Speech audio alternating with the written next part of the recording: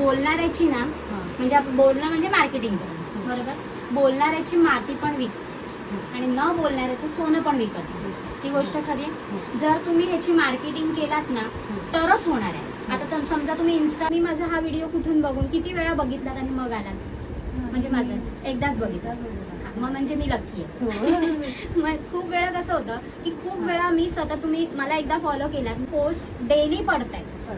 जर मी पोस्ट आज टाकली, उद्या टाकली, परवा टाकलीच नाही, तुम्ही मला आज लक्षात राहील, उद्या लक्षात राहील, परवा तुम्ही मला विसरूनच जाणार. मी तुम्हाला सतत का दिसते की मी माझे पोस्ट सतत टाकत राहते. म्हणजे आपण तुमचं जे काम आहे ना ते तुम्हाला सतत पोस्ट करत राहिलं पाहिजे, तर समोरच्याला तुम्ही समजेल की हा आपण बिझनेस म्हणून चालू केला आणि समोरचा माणूस तुमच्याकडे काम द्यायला चालू करणार. म्हणजे बोलायचा उद्देश हाच की तुम्हाला काम आपलं जे काही कराल समोर सुरुवात करताय ना तर तुम्ही प्रॅक्टिस टाइम टाका, बरोबर.